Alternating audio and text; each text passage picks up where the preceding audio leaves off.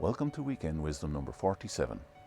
This week we're going to talk about how safe are connected cars. I'm not going to talk about the scary stuff you see in movies about hackers taking control of vehicles and crashing them and that.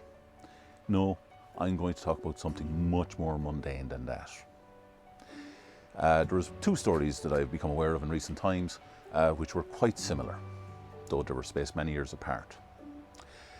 In the first case, there was a person who had leased a car from a particular manufacturer who had the car for a number of years and then handed it back in 2016. Earlier this year, they got a notification from that manufacturer about something to do with their car. And they thought, that was odd. I don't own that car anymore. So they thought, we'll log into their online account for the car to see if their credentials were still valid. And they were. They were able to see their car. They could see where it was located. They could turn on the engine, they could turn off the engine, they could open the doors, they could lock the doors. So they still had access to their old car 4 years later. And similarly, another person late last year had rented a car for a period of time, and they noticed that the manufacturer of that car had an app.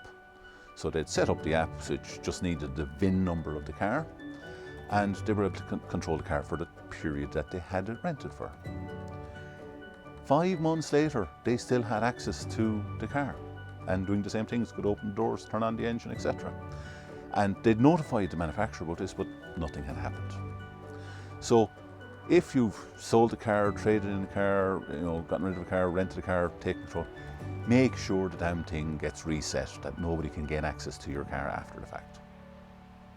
So that's it for this week. Let's be careful out there, and we'll talk to you again next week.